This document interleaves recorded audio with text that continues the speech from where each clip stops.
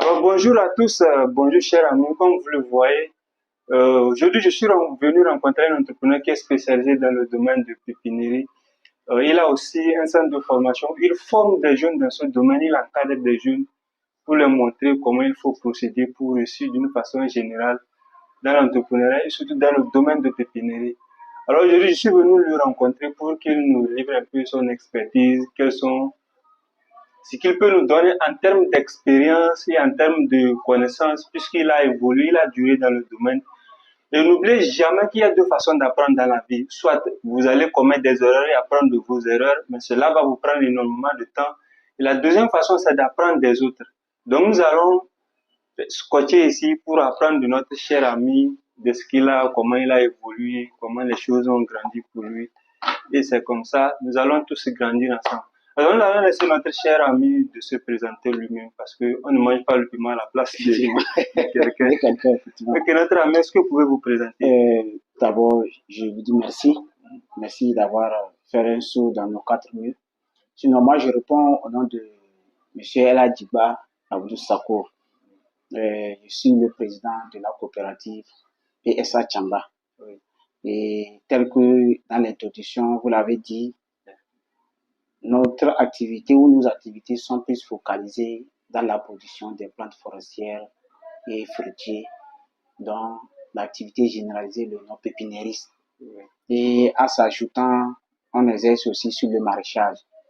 Et puisque nous avons eu à penser à ces deux activités pour ne pas croiser les bras durant toute l'année. Ok. Puisque l'activité de la pépinière est une activité saisonnière. Ça court seulement une partie de Ça l'année. court seulement qu'une partie de l'année, durant peut-être ces 5 mois à 6 mois que cette activité couvre. Donc, aussitôt que la mise en terre passe, on ne devrait pas aussi croiser les bras parce que nous avons la famille ou le ventre qu'on doit charger de l'eau pour avoir plus d'énergie. Oui. Donc, sur ce, le maraîchage aussi vient complémenter comme une source de revenus avec la coopérative et on est sauf. Ok. Oui. Pour terminer, pour couvrir toute l'année. Pour couvrir toute l'année. Ok. Vous avez parlé des domaines de pépinière. Est-ce que vous pourriez nous donner un peu plus en détail comment vous procédez? Et ensuite, j'ai vu certains jeunes qui sont de l'autre côté où vous formez dans le domaine. Est-ce que vous pourriez nous donner un peu plus de détails dans ce domaine? L'activité de pépinière, vraiment, c'est une activité un peu vague. Si je dis vague, puisque il faut une production. Et il y a des étapes sur lesquelles il faut marcher. Ok. Et d'abord, avant de s'installer, on a des critères de choix de site. De site. Ok. On ne choisit pas n'importe On quel ne site. choisit pas n'importe où ou n'importe où moment où. Ça dit, il y a des critères sur lesquels il faut se baser. Et le site, c'est l'endroit où s'exerce le métier ou la production des plants. Et le site doit être d'abord dans des zones non inondables. Ok. Là où vous savez que, parce que votre activité ou l'activité la couvre, ou ça se manifeste plus pendant la saison des pluies. Imaginez, vous produisez les plants dans des zones inondables et que pendant la saison des pluies, vos clients ne peuvent pas venir s'approvisionner les plants. Vous perdez Vous perdez beaucoup. Donc, en cela, vous allez tenir compte aussi de l'urbanisation. Ok. Il faudrait que ça soit une zone désenclavée. Une zone que tout le monde peut Que avoir. tout le monde peut avoir accès. C'est pourquoi vous allez voir que la plupart de nos frères, quand nous on veut s'installer, on lutte, on se combat, on cherche que ça soit au bord de la route. Ok. Là-bas, c'est plus facile. Là-bas, ça dit, la publicité même est gratuite. Oui, tout le monde voit. Donc, quiconque revient, vous êtes visualisé. Et que juste pour encore mettre de l'eau dans le vin, vous allez sur les médias pour dire que déjà, c'est déjà bon. Okay. Donc, le choix du site, il y a des critères sur lesquels il faut se baser. D'abord, parmi les critères, le critère le plus fondamental, c'est l'accès à l'eau. L'accès à l'eau. Oui. Okay. Il faudrait que ça soit d'abord à côté des rivières ou d'une marigot ou un point d'eau qui est toujours perméable. C'est-à-dire qui ne tarit jamais. Qui ne tarit jamais. Oui. Donc, en cela, qu'on peut venir, peut-être si vous avez des moyens, vous allez vous faire le puits ou le forage. Ce sont des points clés qu'il faut vraiment avoir accès pour s'installer. Surtout et surtout l'eau. L'eau. C'est l'eau. Ça, sans l'eau, vraiment, je ne sais pas comment serait la vie ou comment serait cette activité. Et en venant s'ajouter, tel que vous l'avez su dire, dans nos activités, les jeunes qui sont avec nous, ils sont en stage. Ils sont en stage. Ils sont en stage. Et que, bien sûr que aujourd'hui n'est pas une journée que la coopérative, tous les membres doivent être en activité. Okay. C'est une journée de prière, une journée de vendredi, et nous sommes dans un milieu religieux. Oui. Et ces journées sont encore plus manifestées par le repos. Oui, le repos, oui. Donc, dans la vie communautaire musulmane.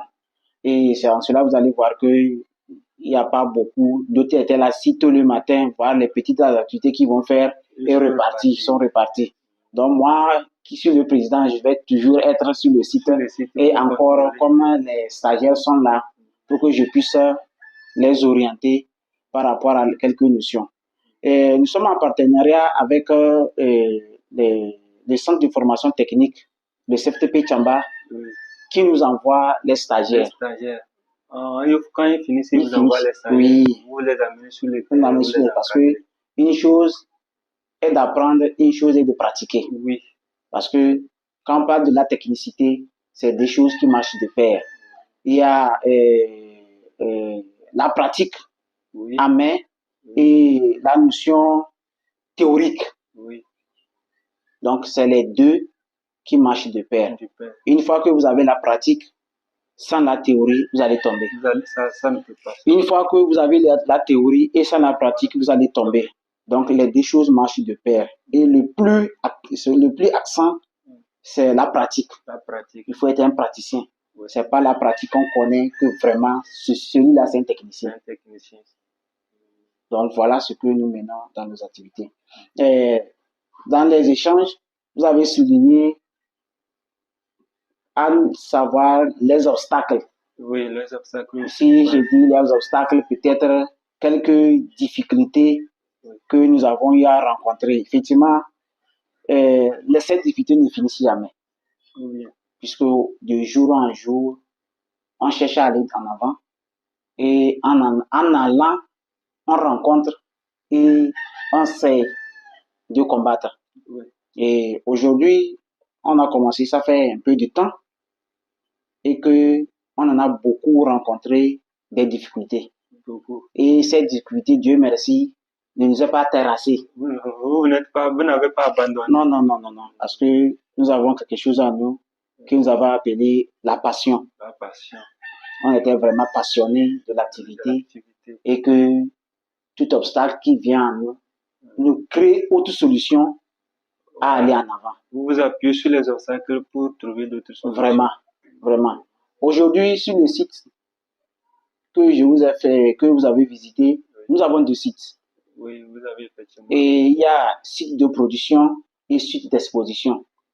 Ici, c'est juste à la confection des plaques qui a dû un peu erreur, sinon c'était le site d'exposition qui devait être écrit sur la plaque. De l'autre côté, c'est le site de production et qui est en grande superficie que le site d'exposition.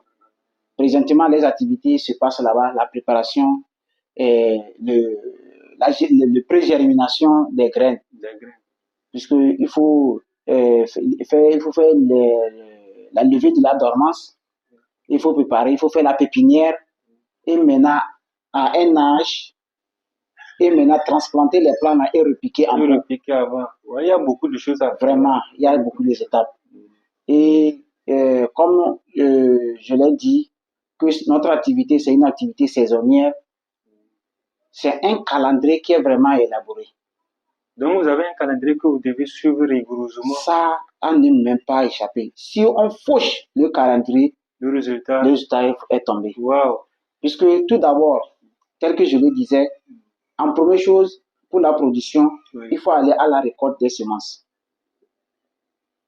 Et la récolte des semences se fait à deux volets. Ou soit, vous les achetez vous-même, parce qu'il y a des plants que nous produisons ici que nous n'avons pas ces semences. Oui, oui, oui. Et il y a des centres semenciers, par exemple, celui de Davier ou celui de Porto Novo au Bénin et celui de Burkina Faso. C'est les trois centres qui nous fournissent les plants. Présentement, nous venons de commander des tecs tanzaniens au Bénin. Donc, le peu que nous avons ici, l'exploitation où on ne s'est pas encore vraiment renseigné pour gagner la quantité qu'on a demandé ou pas, mais par les échanges, on apprend que nous avons ça au pays. C'est par rapport à la demande que vous avez commandé ou c'est juste pour un test? Non, c'est par rapport à la demande. Aussi, vraiment, c'est un point aussi que vous avez touché. On ne produit pas, bien sûr que notre activité, c'est une activité à risque. Il y a beaucoup de risques. Il y a beaucoup de risques. Tout à l'heure, je peux me dire, je n'ai pas reçu une commande, on n'a pas demandé, je produis par exemple 10 000 pieds de teck. En espérant que pendant la saison des pluies ou pendant la saison des livraisons, il y aura un client qui peut venir demander. Imaginez si effectivement un client n'a pas été à la demande. Vous échouez. J'échoue. Cela doit vous amener à chercher beaucoup de marchés. Vraiment, vraiment.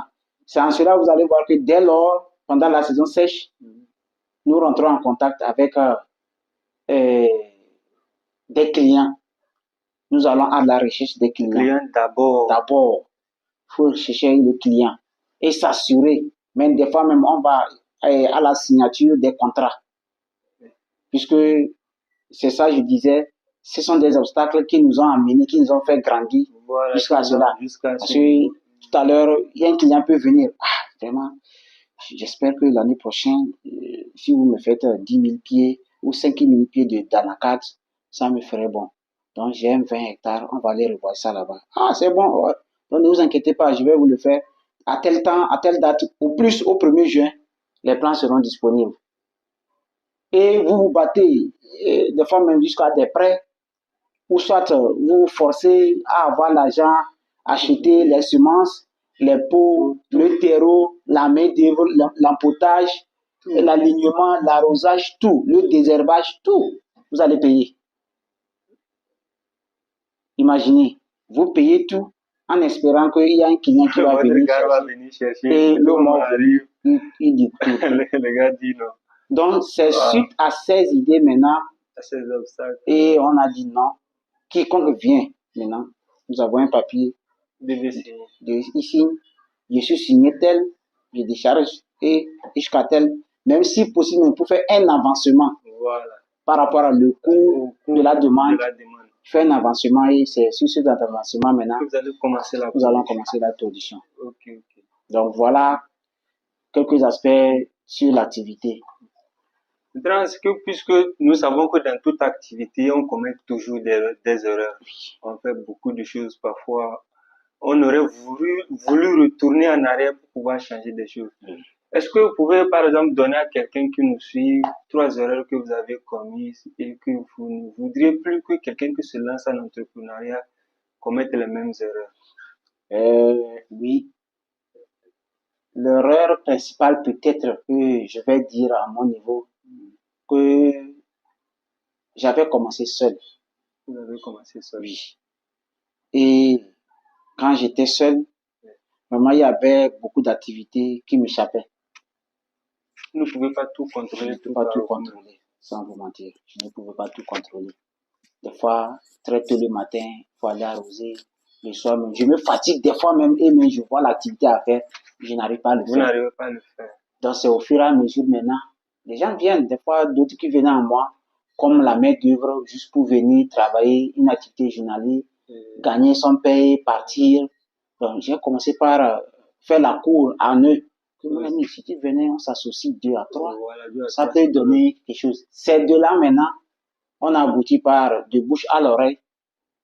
Nous sommes allés maintenant en coopérative. Parce qu'une fois que vous êtes allé en coopérative, l'activité est mieux dirigée, organisée. Et vous-même, chacun met la main à la pâte. Chacun a son rôle. Chacun a son rôle. Et toi, élu, le premier responsable, vous avez même une liberté d'esprit. Oui. Parce que vous Vous pouvez déléguer vraiment d'autres même et faire des actes. Et encore, il y a une comité de surveillance même que on vous contrôle. Vous voyez que l'activité est bien organisée. Et le calendrier d'élaboration, tout à l'heure, bien sûr que, tel que dans les présentations, j'ai présenté le président. Oui. Il y a des décisions ou des activités que c'est pas moi seul qui va les prendre. Oui. Vous voyez? Oui. Donc, c'est l'une des premières erreurs que moi, j'ai vues en moi. Oui. Et secondo, aussi, j'étais fermé parce que je manquais les moyens à contacter les agriculteurs. Ah, oui. Parce que nous sommes dans un monde où on parle du réchauffement climatique. Il y a des gens qui sont là, ils veulent, mais ils ne voient pas ceux qui vont venir envers eux pour les inciter à le faire. Ok. Vous voyez, le partenariat. Donc, il faut chercher ça. Il faut être connecté avec ces gens-là pour que maintenant, ça vous ouvre les portes. Une fois que vous exercez un métier et vous vous enfermez, vraiment, vous allez mourir, vous allez faire mourir plus votre activité. Wow. Et quand votre activité meurt, c'est vous-même qui mourrez. C'est vous-même qui mourrez, ça c'est clair. Ça, tout à l'heure, quand vous m'avez appelé, on est parti faire un pare-feu. Parce que nous sommes dans les moments de feu de végétation. Oui, le feu de végétation, effectivement. Donc, en activité, ceux qui ne me connaissaient pas que je fais telle activité m'ont connu et on commençait pas à tisser des relations. Donc, vous voyez, donc c'était quelques obstacles ou quelques faiblesses que j'ai soulignées en moi. J'étais trop fermé et je ne me donnais pas de porte en porte pour valoriser mon activité. Et j'étais seul. J'étais aussi seul. Puisque quand j'ai commencé, j'étais seul, mais maintenant, je suis pas seul. Et aujourd'hui, il faut créer une activité qui va tirer d'autres jeunes à monter. Aujourd'hui, il y a des jeunes, il y a des mamans avec qui on travaille. Donc, vous n'excluez personne. Non, c'est ouvert. Moi, j'ai un petit slogan que je dis à mes frères que dans mon activité, la porte est ouverte à tout le monde. Mais à condition, l'idée sur laquelle que tu es venu, c'est l'idée-là qui va te faire garder.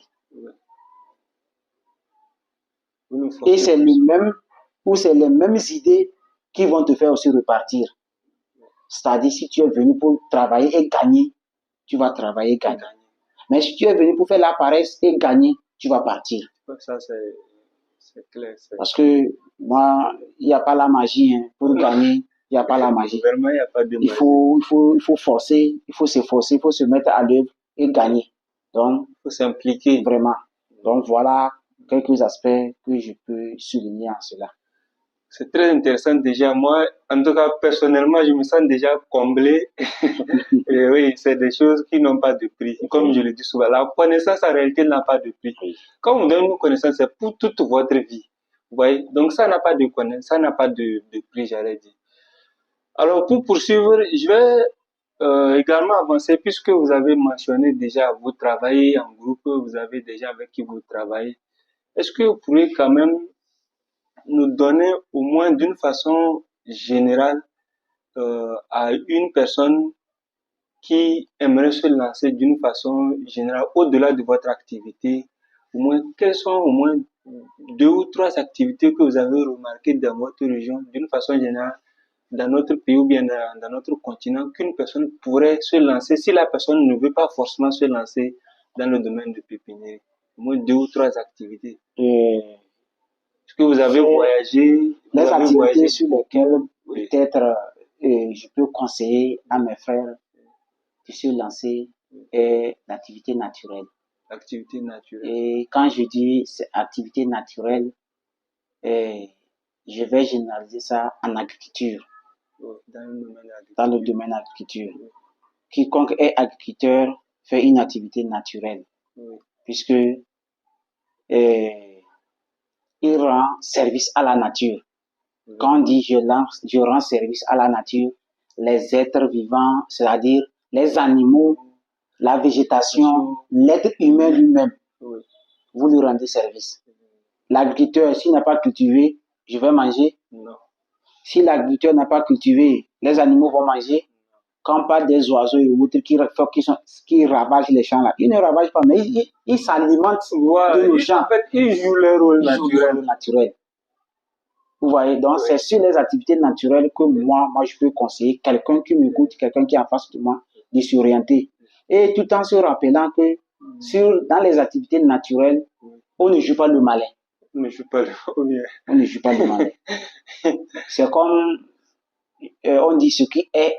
Oui. Ce qui n'est pas, n'est pas. Ça, il faut être clair là-dessus. Dans nos communautés ou dans nos expressions, on a la tendance de dire que la terre ne trompe pas. Oui. Mais moi, je dis aussi, on ne trompe pas la terre.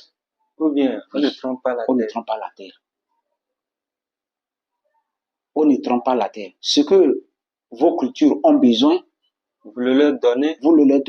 Et eux aussi, vont vous faire le retour. Mais si vous le négligez, la terre ne sait pas mentir. Wow. Et cela vient s'ajouter, c'est-à-dire, je suis un technicien et que je fais des accompagnements sur l'agroforesterie. Je participe aux aménagements et aux entretiens des activités forestières, c'est-à-dire le reboisement ou le fauchage, le pare-feu, je fais ça. L'aménagement des espaces verts, que ce soit dans vos maisons ou dans les places publiques, on peut faire l'aménagement, je le fais. Et sur ces activités, vous allez voir que ce sont des activités porteurs. Oui. Je vais aller aussi encore plus direct à votre question. Le maraîchage. Oui. Quiconque veut aller ou veut exercer un métier n'a qu'à se jeter au maraîchage.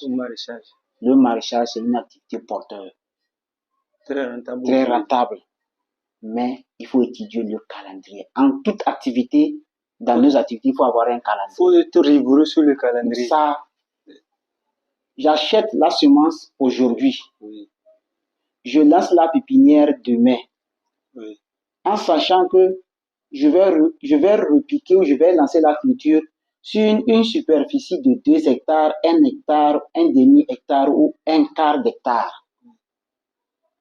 Une fois que vous achetez la semence aujourd'hui et demain vous lancez la pépinière, commencez par aménager le terrain. Jusqu'à ce que vous ne finissez l'aménagement du terrain, les plants seront à l'âge de repiquage. Maintenant, vous les transplantez au point de la pépinière, vous les repiquez au point de culture. Ok. Et tout ça, là, il y a des délais. Il y a des délais. En fonction de la façon dont l'arbre, même... Pour résumer, chaque culture a un cycle. Oui, effectivement, un cycle.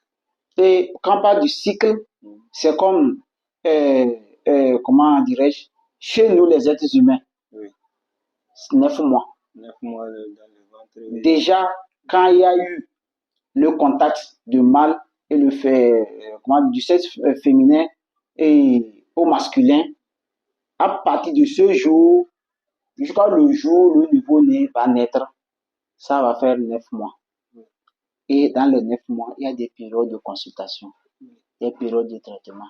Il faut respecter aussi. Il faut respecter. C'est de la même manière qu'au niveau des cultures, au niveau des plants.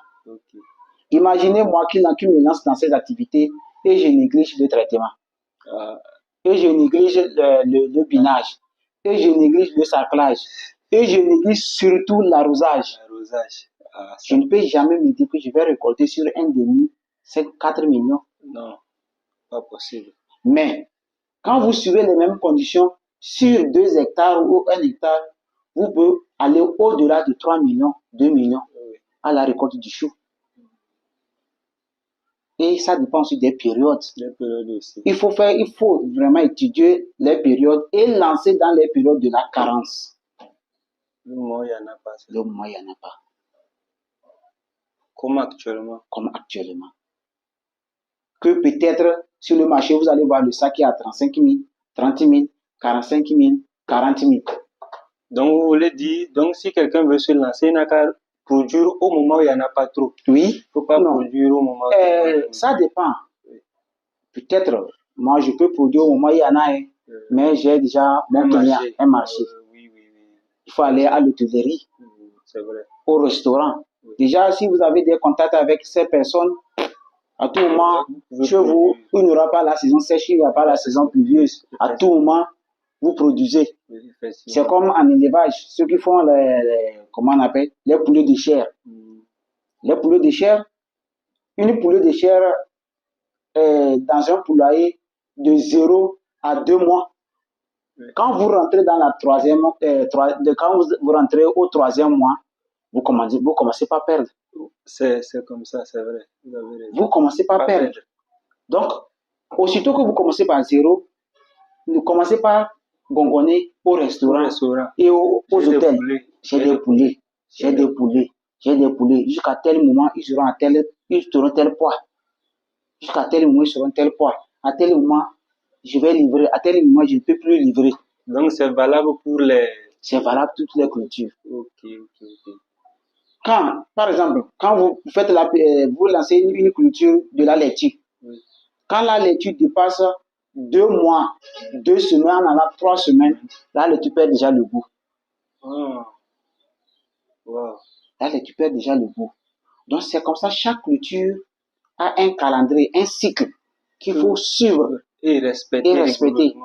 Revenons dans l'activité de la production des plants. Il y a les plants racinaires. Oui. C'est-à-dire qu'ils ont une faculté qui fait développer plus les racines. Quand vous lancez ça au moment où il ne faut pas lancer ça, les racines vont s'enraciner. Et vous perdez. Oui. Imaginez à l'heure là, je me dis que je vais préparer la production des plants de Gémélina, communément appelé Tek tanzanien. Non, Tek indien. Oui, Tek indien, le blanc. C'est une plante qui croît vite. Si je lance ça tout à l'heure et j'arrose, je ne vais jamais cesser d'arroser. Je vais arroser, j'arrose. Genre à 3 mois, la plante là va commencer par s'enraciner. Et le mois de la saison des pluies, pour le reboisement n'est pas encore arrivé. Imaginez, je fais ça sur une production de 5 000. Je ne peux pas faire le soulèvement de ces plants et les déposer autre chose. Non. Je vais les embimer. Donc, à toute chose, il faut avoir un calendrier. C'est sur ce calendrier maintenant que se passent les activités. En sachant qu'aujourd'hui, le 2, jusqu'au 2, au 20, au 30, au 30 jusqu'au 2 de l'autre mois, je vais faire tes activités. Tout à l'heure, la pépinière que nous venons de lancer, on espère à 1 mois, nous allons les repiquer. Donc, on a lancé d'autres au 18, d'autres au 12, d'autres même le mois passé en décembre, le 30 décembre. Et maintenant, au moment aussi du lancement aussi de la pépinière, si vous voulez faire une production à grande échelle ou une production à grande quantité, ce n'est pas conseillé de lancer dans l'immédiat les graines. Ok.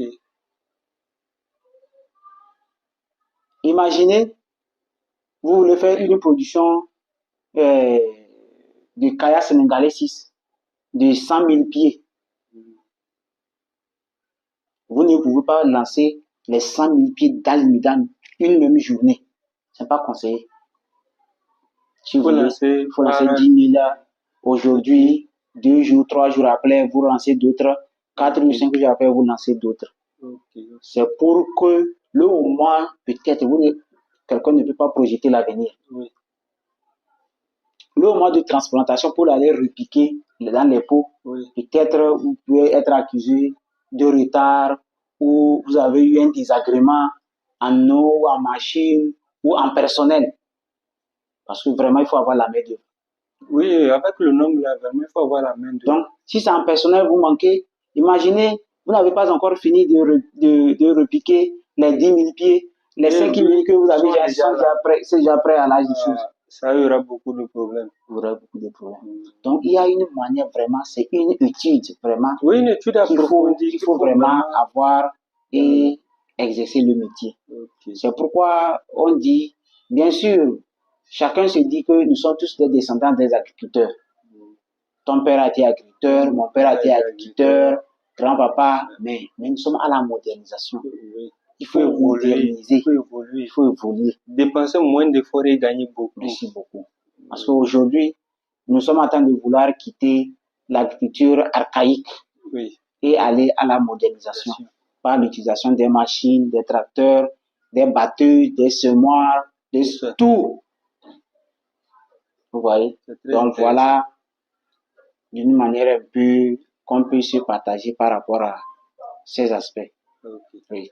Sinon aussi, j'ai touché uniquement que le chou, il y a la tomate, il y a le piment vert aussi. Il y a le piment vert qui est rentable. Que vous conseillez? Que je conseille aux jeunes, si possible, ceux qui sont intéressés, peuvent se relancer. Et aussi, d'une manière, du domaine de l'agriculture, le manioc aussi est rentable. Le manioc aussi. Le manioc. Mais dans toute chose,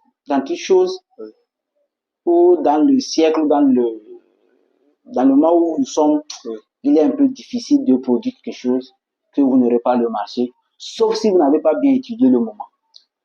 Vraiment. Donc, vous dites que si on produit peu importe la culture, on peut vendre. On peut vendre. Pour ça, vous avez produit au mauvais moment. Au mauvais moment. Okay. Parce que tout le monde en a besoin. C'est pour ça que vous conseillez d'abord l'étude du marché. L'étude du marché.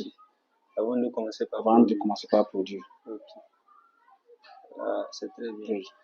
Ok, par rapport à tout ce que vous avez dit, est-ce que vous allez, nous voudrons au moins que vous nous donnez au moins quelques conseils aux jeunes d'une façon générale, comment réussir dans l'entrepreneuriat, comment réussir dans la vie d'une façon générale. Quels sont les conseils que vous avez à donner aux jeunes, à toute personne comme vous et moi qui aimerait évoluer, grandir dans la vie? Vraiment, merci beaucoup. Les conseils sont multiples, mais le peu que nous avons à notre niveau, nous allons partager. Okay. Tout d'abord, la confiance en soi. La confiance en soi. Parce qu'aujourd'hui, sur quoi nous sommes en train de se parler, c'est une activité d'auto-emploi. Oui. Vous n'avez pas de l'aide de toute part. Non. Vous êtes obligé de faire par vous-même. Quand on dit toujours qu'on quitte de 0 à 1 milliard, à 10 millions, c'est comme c'est de la magie. Oui, c'est de la magie. Et c'est étonnant que non, on ne peut jamais quitter de 0 à 1 milliard. Non, comment? Oui, quitter de 0, cela veut dire quoi? C'est-à-dire, vous avez vos muscles. Vous avez des ressources mentales. Vous avez des ressources mentales. Il y a la terre. Transformez-la.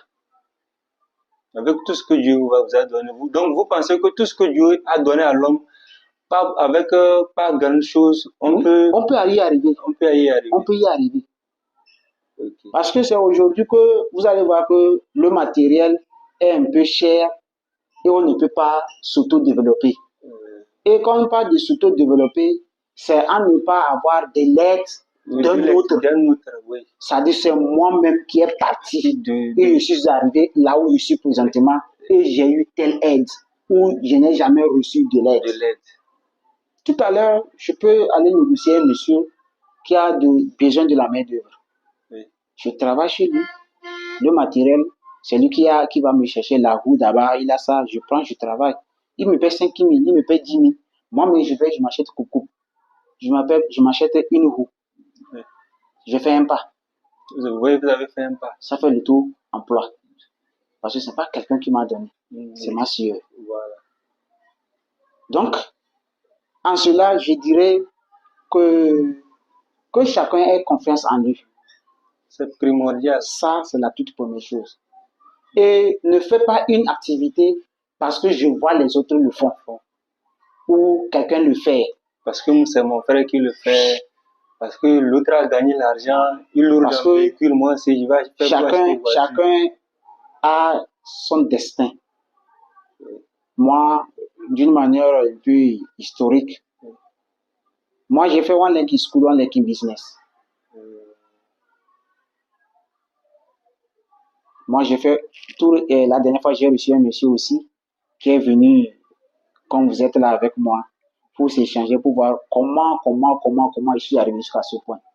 Mais je suis dit, c'est pas la magie que j'ai fait, mais tout d'abord, j'ai eu la confiance en moi. La confiance. Parce que les stagiaires qui sont avec moi, quand je vais les conseiller, je parle toujours de moi. Moi, j'étais à l'école, à 4 heures, à 3 heures, je quitte pour venir arroser mes plantes. Je suis musulman, je fais la prière de l'eau sur le site avant d'aller. Avant d'aller à l'école. Je vais et je n'ai jamais été en retard. Jamais. Ouais. Je n'ai jamais Il été en retard. y avait vraiment de la passion dans ce que vous C'est faites. ça. Donc, tout d'abord, j'avais la confiance en moi.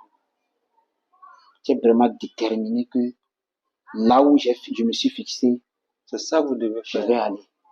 Et étant religieux, je disais tout à Dieu, ce que je veux, ce que je ne veux pas. Et j'ai reçu toujours sa bénédiction, louange à lui. À tout moment que je fais mes pas, il est toujours à mes côtés. Et c'est ça qui a abouti jusqu'à ce que je suis aujourd'hui. Et vous me retrouvez. Donc, je conseillerais à mes amis d'avoir confiance en soi, d'être véridique. Parce que ces activités, quand on exerce une activité naturelle, on ne ment pas. Vraiment. On ne trompe pas. On ne fait pas du mal. On ne cherche pas à faire tomber son prochain. C'est l'une des critères un peu secrets de la nature. Parce que l'activité que nous menons, je vous ai dit au plus haut que c'est une activité naturelle. Oui.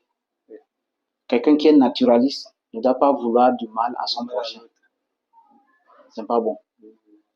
Donc, il faut être ferme. Il faut être bien à tout le monde. Le peu que tu as, il faut partager.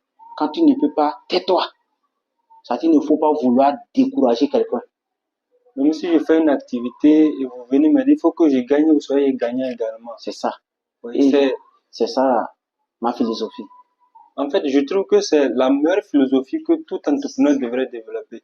Parce que finalement, si je dois grandir et je fais tomber les autres, quel est vraiment les stagiaires qui sont avec moi, je les ai dit, mon entreprise est leur entreprise. Parce que moi, je les forme sur 2 objectifs. Pour que demain, qu'ils soient comme moi. Ou qu'ils me dépassent. Okay. C'est mes rêves. Et le troisième que je n'aime pas d'eux, je ne veux pas les voir former, acquérir toutes ces connaissances et 2 à 3 ans, 4 ans après, que je les vois me croiser. Mes croisés ne font rien. Que je les vois sur les émédias. Les frères émédias, c'est pas que je vous incite, c'est une autre activité. Oui. Donc, c'est pas pour ignorer, pour dénigrer quelqu'un.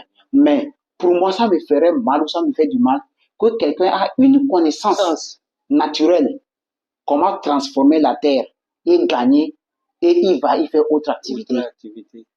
Parce que je ne veux pas faire sortir la force. Puisque aujourd'hui, pour les faire rire, j'ai dit, et je vais loin, que même ici, on dit toujours que c'est le président de la République qui est le plus riche. Oui, c'est ce qu'on se dit. Oui, c'est ce qu'on se dit, oui. Donc, pour les faire comprendre, je dis même le président de la République les envie. Sincèrement. Parce que la première fois que je les ai fait la phrase, ils m'ont posé la question, monsieur, pourquoi? On n'a pas compris votre phrase. Oui, j'ai dit, le président de la République, là où il est là, il veut même être à votre place, mais il n'a pas le temps. Parce que vous êtes libre et il voit en vous une richesse que vous-même, vous ne voyez pas en vous. Oui. Parce que, regardez, quiconque est milliardaire aujourd'hui, millionnaire aujourd'hui, a une partie de son source de revenus qui est la terre. On ne peut rien faire au-delà de la terre. Impossible. Et quand on parle de la terre, pour résumer, ça se base sur 2 activités. Que ce soit la production agricole, la transformation de la terre ou l'élevage. Oui. Donc, sans cela, ça se résume. Okay. Donc, sur cet aspect, moi, j'encourage nos amis ou mes frères à emboîter les mêmes pas. Vraiment, il y a des difficultés. Parce qu'il ne faut pas toujours donner quelqu'un du sucre. Il n'a pas montré comment il faut préparer les tiges, les pieds de canne à sucre pour les planter et les arroser jusqu'à l'âge de récolter et aller maintenant à l'usine pour transformer, pour avoir le sucre. Ça, c'est le faire du mal. Ça, c'est du faire du mal. Il faut montrer les deux choses à tout le monde, le bien et le mal. Dis-lui que quand tu fais ceci là, ça fait mal. Quand tu fais ceci là, ça fait du bien.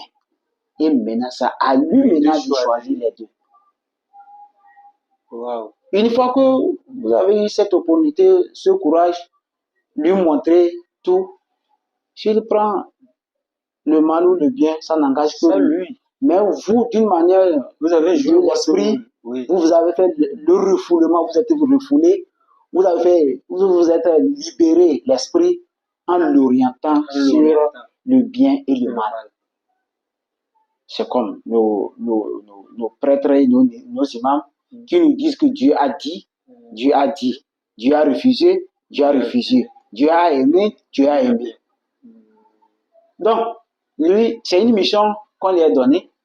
Il a fait ça, il a accompli sa mission. C'est en nous maintenant qu'il reçoit le message à appliquer le reste. On ne va pas venir encore courir derrière vous. Jamais. Donc voilà, par rapport à l'examen. Et aussi, il faut être dynamique. Le dynamisme. Parce que quand vous voulez réussir dans votre activité, il faut être dynamique. Il faut être ponctuel. Il faut être quelqu'un qui projette. Il ne faut pas être toujours sur place. Il faut projeter. Il faut projeter. Quand vous êtes un entrepreneur, vous ne projetez pas, vous n'allez jamais réussir dans votre vie. Bien. Ça, présentement, je projette qu'un jour, que je sois dans l'avion, en train de voyager pour donner des formations aux autres. Je rêve qu'un jour, que si possible, qu'on dise que sur toute l'étendue du territoire, c'est moi qui vais gouverner. C'est moi qui vais reboiser. C'est ma culture que le gouvernement ou le plus riche du monde va venir manger. Vous êtes devenu un spécialiste incontournable. Donc il faut toujours projeter. Même si vos projets ne seront pas réalisables, ça vous fait cultiver la tête. Et ces deux-là, vous n'allez jamais rester du point zéro. Vous allez quitter du point 0, 2, 3, 4 et en allant à l'infini. Donc, il faut être quelqu'un qui rêve. Et aussi, il faut être quelqu'un qui partage. Qui partage aussi. Quand vous voulez aller loin, vous ne partagez pas, vous serez toujours stagné. Est-ce que vous pouvez nous donner un peu plus de détails? Puisque la connaissance, elle n'a pas de limite. Elle n'a pas de limite. Aujourd'hui, je suis un technicien. Si je refuse de partager ma technicité, le peu que j'ai, parce que j'aime pas beaucoup, le peu que j'ai à un ami technicien ou à quelqu'un d'autre, quelqu'un aussi ne va pas m'ajouter. Oui. En fait, même quand vous partagez votre connaissance, vous ne perdez rien à rajouter. Elle s'augmente plutôt. Mais pour d'autres, non.